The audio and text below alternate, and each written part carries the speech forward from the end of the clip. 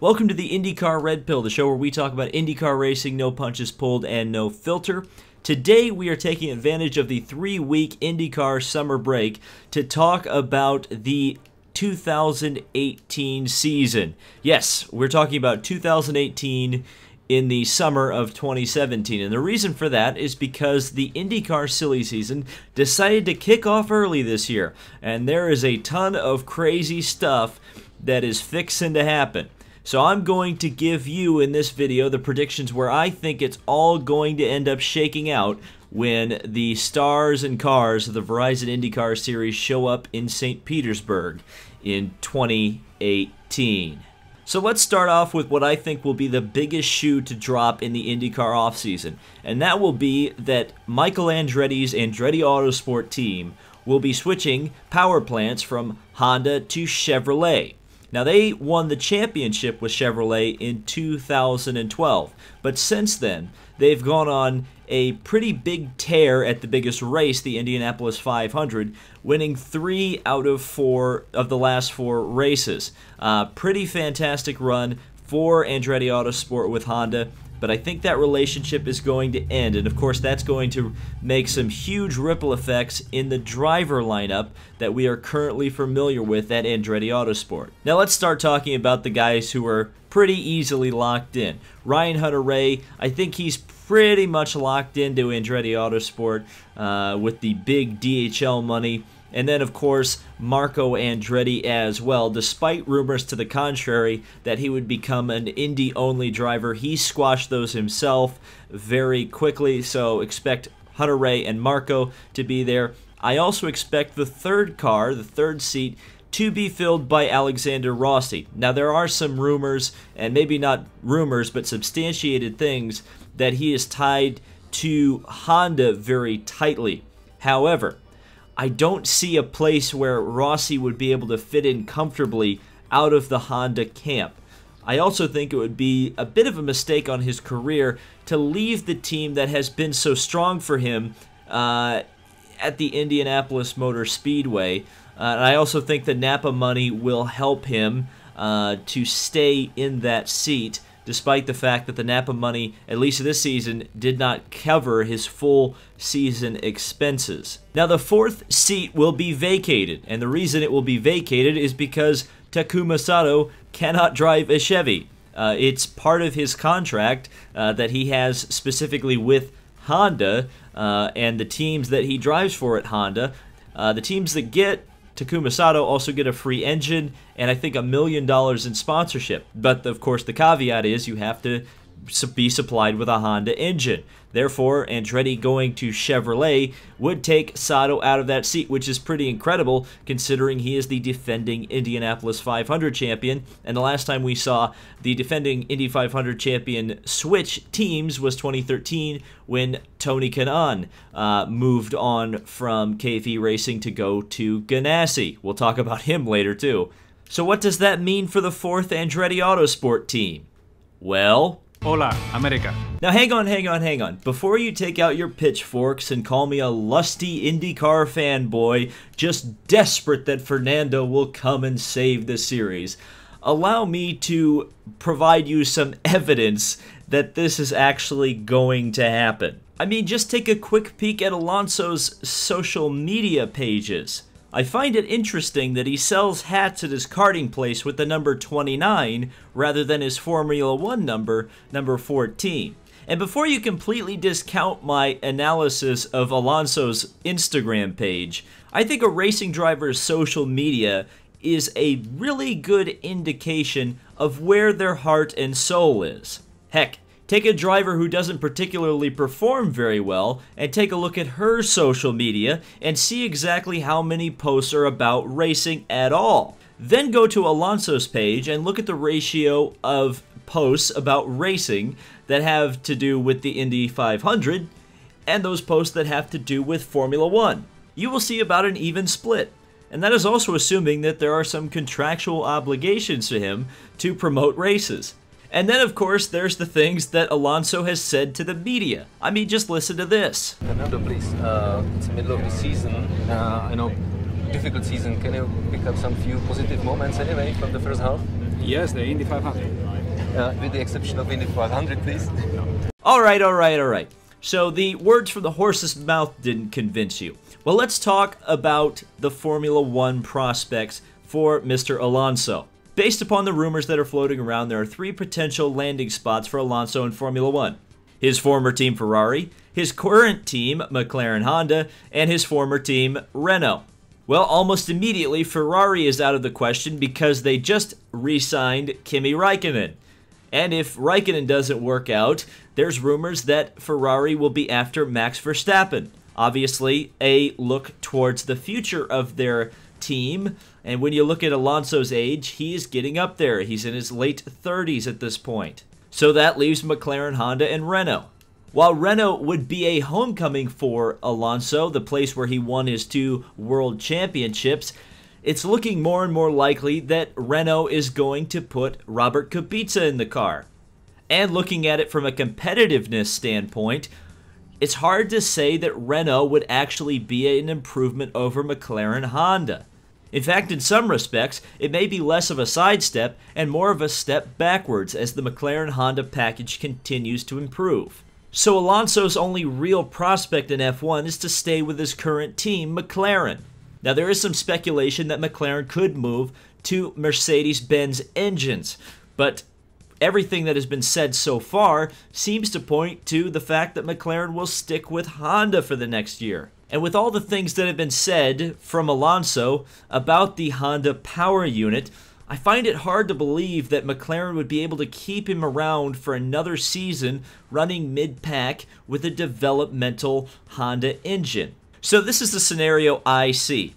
McLaren takes a year away from Alonso to put another test driver, another young up-and-coming star, into their second McLaren, develop the car for a while, see where it goes, and keep Alonso on the payroll. The most logical place to put Alonso is in IndyCar racing, driving for McLaren Andretti. The Honda engine would be out of the equation, and McLaren is not outside of working with Chevrolet. They did do it back in the Can-Am series during their dominant run there, and it may be a bit of a nostalgic thing for them. They can continue to run the McLaren Orange, that's for sure. And you don't think Chevrolet wants the Alonso bullet in their gun? I mean, let's face it, Alonso is a serious Indy racing threat, particularly at the Indianapolis 500. But then again, we've never seen him run a road course race in IndyCar. Well, not yet anyway. Let's face it, folks, all signs are pointing towards Alonso running a full IndyCar schedule next year. So now that we've established the biggest shoes to drop in the IndyCar offseason, let's talk about the Penske team. Now, I think the Penske team is going to look very similar to the way it did last year. Well, at least at the Indianapolis 500, where there will be 5 cars driven by the same 5 drivers. But for the full season, it's looking more and more likely, in fact, it's pretty much confirmed at this point, that Helio Castroneves is going to be out of a ride. Now, will anybody replace him? Absolutely not. I think that spot in the leader circle is going to move to another Chevrolet team, which you will see later in this video. So, there will be 3 cars at Penske next year. And, by the way, I think Joseph Newgarden is going to win the championship, so the number 1 is going to move over to Newgarden. Pagenaud will take over the number 2 car, and the number 12 car will continue in the hands of Will Power. No change there. The only change is that Helio is out for the full season. Of course, at the Indianapolis 500, we'll end up seeing, of course, Helio and Juan Pablo Montoya in a 5-car assault, and I think they will be much stronger as a team next year with the common body kits. That's going to help that team, particularly at Indianapolis, with everybody having the same drag coefficient this year. So obviously that space in the leader circle and that Chevrolet engine lease is going to go to Harding Racing with Gabby Chavez at the wheel. Of course, they have run a bit of a partial season this season and actually have been doing a fantastic job running at Indianapolis and Texas, taking 10th and 5th at those races respectively. a really strong performance for this brand new operation, not associated with any old teams, not associated with any new teams. They went out and bought brand new Dallara chassis. They're looking very strong going into next year with Gabby Chavez at the wheel. Continuing the theme of Chevy, let's talk about Ed Carpenter Racing. I think this team is going to look almost exactly the same as it did last year, with the 20 car being shared by Ed Carpenter and Spencer Pigot. And now there's a few rumors out there about Pigot maybe moving on, but I just don't see any teams expressing too serious of interest in him. I think he's going to end up still being the road course ringer, for lack of a better term, for Carpenter's team. And then the 21, I think Ed's going to stick with J.R. Hildebrand. I don't know if he's going to be able to pay anybody else. It seems like Hildebrand is more or less managing the expectations of the Ed Carpenter Racing team. I don't think he's in bad shape there, but again, I don't see anybody who would end up replacing Hildebrand, even if Ed was unhappy with him. And rounding out the Chevy engine cars will be A.J. Foyt Racing. Now, this always seems like the team that has the revolving door on it. A lot of instability, I should say, with this team. And again, I think we're going to see some serious instability with this team. I think the first car is either going to go to one of the current drivers, Carlos Munoz or Connor Daly, but I honestly couldn't decide who I think A.J. Foyt Racing favors. I think Munoz is a better shot at the Indianapolis Motor Speedway and on the ovals, which I think AJ respects a little bit more as a driver talent, which makes me lean towards the fact that Munoz will retain his seat for next year. But at the same time, I think maybe Daly's better on the road courses, which maybe gives AJ Foyt Racing a better overall championship outlook. But again, you have to think about the mindset at AJ Foyt Racing and whether or not they're going after the Indy 500 or going after the championship. And I think in that case, I think they'll end up keeping Munoz, but I would not say definitively one way or the other. It's possible they'll clean house as well. They'll just get rid of everybody. But I think AJ's going to end up sticking with at least one of his current drivers. And the second driver, well, I think it's going to be Tony Kanaan. Now, there has been some talk out there that Kanaan wants to end his career at the A.J. Foyt Racing team, and I think the time is coming. Now, I'm not trying to put Kanaan into early retirement, but I also believe that his seat at Ganassi Racing is going to go away, not necessarily because he hasn't been performing very well, but because of the fact that the NTT data money really only covers one car, and that will be going to Scott Dixon. So I think Kanaan, as an Indy 500 champion, will have the respect of AJ Foyt. They'll bring Kanaan in, and if he pairs with Munoz, I think you're going to see a really strong oval program between the two of them. They've never actually worked together as far as I'm aware. They just kind of missed each other at Andretti Autosport, but I think Munoz and Kanaan would end up being a pretty strong team. I think Kanaan would help particularly with the setup work, with the new body work, the much more champ car styling of the car. You hear Montoya and Servia talk about the fact that the cars perform a lot more like they used to. So I think bringing a vet like Kanaan in would actually strengthen the AJ Foyt Racing team a lot more than where they have a couple guys with not as much experience with Munoz and Daly. I think that's where you're going to end up seeing AJ Foyt Racing, but of course they could end up completely screwing up my expectations. So speaking of the Ganassi Racing team, I think this is the hardest one to pin down because there's a lot of moving parts. Of course, Honda provides a lot of the funding for this team since Ganassi switched and they lost the Target sponsorship on Scott Dixon's number 9 car. I think you're going to see Dixon stay, obviously. I don't think there's a lot of, speculation that he would move anywhere, and I think he's pretty happy at Ganassi. He will take over the NTT data car, And then it gets murky from there, because I think there are 3 seats at Ganassi that you'll end up seeing, and I think they're going to be filled, at least from what I can see at the moment, by the same people that are filling them right now, meaning Max Chilton and Charlie Kimball. Now, there is talk that Kimball and Chilton will go off and form their own team with Carlin Racing. But I just don't see that happening, because ultimately it would end up adding cars past the 21 car essential limit in IndyCar racing, and which would mean that somebody at the end of the season would probably end up closing shop because of the fact that they would not make the Leader Circle program, and thus the extra $1 million. I also think that Max Chilton would be foolish to leave Ganassi for next year, because frankly the Honda engine is the most strong in the field, and being able to lean on Scott Dixon, particularly at the Indianapolis 500, where Chilton himself looked very, very strong, leading the most laps of the race this year at Indianapolis. I just think it would be a poor career decision for Chilton. And again, both Kimball and Chilton are funded drivers. They have money coming in, though it sounds like Kimball's money may be drying up a bit. So it's possible that I could see, the only thing that I could see is Kimball not being there next year. I think Chilton and Dixon are a lock.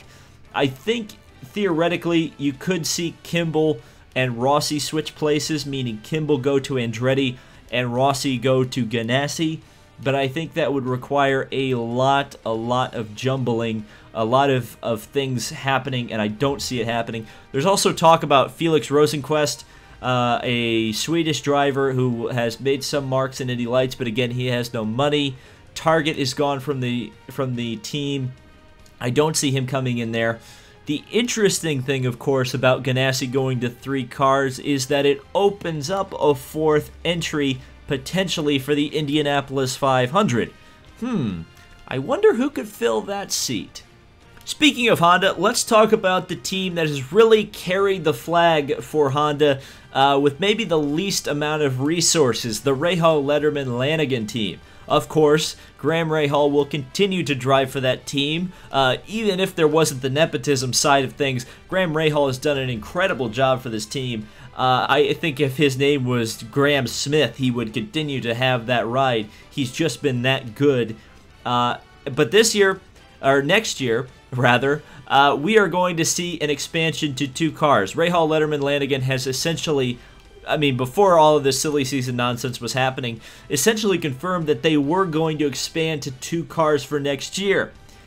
And what better driver to take over that second car than a driver that brings funding and a free Honda engine? I think Takuma Sato is going to reunite with the Rahal Letterman Lanigan team. And that is going to really, I think, elevate the team, not only financially, but from a driving perspective. Of course, Takuma was so strong for Rahal Letterman when he drove for them in 2012. Obviously, almost won them the Indy 500. I think the combination of Sato and Rahal could really be a front-running operation. I think there's some serious speed between the two of them. I know some people speculate that Rahal doesn't like to have a teammate, but I think that ultimately the ability to have 2 cars working on a setup with a new aero package is going to only elevate their program rather than demote their program, and certainly bringing in an Indy 500 winner will help them sell sponsorships and whatnot to the team, and I think this is a win-win-win for everybody involved with Rahal Letterman. So let's move on to Dale Coyne Racing, which has really established itself as one of the stronger teams, again like Rahal Letterman, with a smaller budget. Now, I fully expect, and it's pretty clear from the testing and everything that has been said, that Sebastian Bourdais will be making his full season return with Dale Coyne Racing. Of course, we expect him to be showing up at the final rounds at Watkins Glen and Sonoma at the end of the season in a 3rd car for Dale Coyne Racing. But for next season, he will continue to be the lead driver, keeping with Craig Hampson, his engineer, and all the guys that Dale assembled to try to get Bourdais into a championship run, and it really looked like he was. And it looks like 2018 is going to be the opportunity for Sebastian to really shine once again. The second car at Dale Coyne is going to be a bit interesting because I think Ed Jones is going to be left out in the cold by Dale Coyne. We always see a lot of turnover at the Dale Coyne Racing team, and I think this is going to be no different. Jones losing his Indy Lights money from last year is going to severely hamper that team and not be able to give him a ride. So who will take that ride? Well, I think it's going to be Esteban Gutierrez. He has talked ad nauseum about the fact that he is going to be in IndyCar racing next year. I don't see him going to Ganassi. There was some speculation that he was going to go to the Ganassi team. I don't see him going there. With his funding, with his extra money, and the prospect of a race in Mexico City in 2018, which would also likely add some sponsorship to Dale Coyne Racing, I see Esteban Gutierrez taking the 19 car at Dale Coyne Racing next year, which really won't be as big of a performance dip from Jones as you may think it is. Gutierrez has kind of impressed a little bit, I would say. Obviously, his Mid-Ohio performance, where he was a bit tough to pass as a lap car, will not have made him any friends in the paddock area. But I think Esteban Gutierrez and Sebastian Bourdais will be the Dale Coyne Racing team for next season. And the final team is the Schmidt-Peterson Motorsports team, which maybe should be called for next year the Schmidt-Aero team, as it's pretty widely reported, not confirmed yet, but apparently Aero Electronics is going to expand their partnership with the Schmidt organization, moving to 2 fully funded cars for the Sam Schmidt Motorsport operation. Now, there's been a lot made about the lead driver of this team, James Hinchcliffe, who I think will continue at Schmidt-Peterson for next year, though some folks are speculating he's going to go to Andretti, he's going to go to Ganassi. I think he's going to stay at Schmidt. I think he's happy there. I think they're happy to have him. I think there's a good relationship there. I think Hinchcliffe is staying. The second car is going to be very interesting. I think Mikhail Oloshin has finally burned his bridges with Schmidt-Peterson, which is a shame because I think he's a talented driver, but he's crashing too much and they're not having it anymore. There's also some talk that the Russia sanctions, not to get political, but there's some Russia sanctions coming out that may hinder his ability to bring in sponsorship to the team. And frankly, with 2 fully funded Aero cars, they're not really going to need it anyway. So who will take the second Schmidt Aero car? Well, there's potential that Santi Urrutia from the Indy Lights Championship will take that seat. Of course, he is sponsored by Aero Electronics in Indy Lights, but I don't believe it's going to be Urrutia taking the spot. In fact, I don't believe the Indy Lights champion from this year, regardless of who it is actually going to end up with a full season IndyCar ride. Rather, I think it's going to be the Indy Lights champion from 2017 or 16 that is going to be in that second Schmidt Aero car, and it's going to be Ed Jones. I think Ed Jones has done more than enough to earn the respect in the paddock as a driver who can win races and be very strong. I think pairing him up with Hinchcliffe at the Schmidt team would be a big-time get. He's obviously proven he's very strong on the ovals at Indianapolis. He's a consistent driver on the road and street circuits.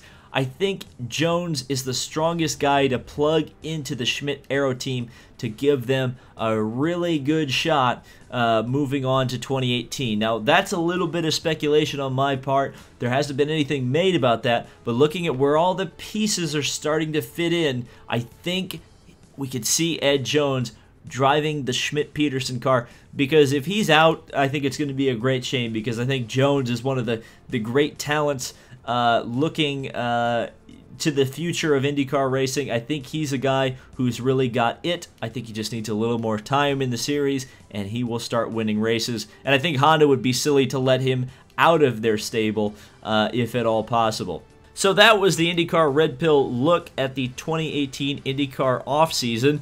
Of course, we are a long way to the St. Petersburg Grand Prix, and there's a lot that will probably end up changing, so probably none of this is going to be right, but those are my predictions as of August. So let me know down in the comments what you think of them, and also let me know what you think is going to happen in the 2018 IndyCar Series. Who is going where? Do you have any inside information? Be sure to share it if you do.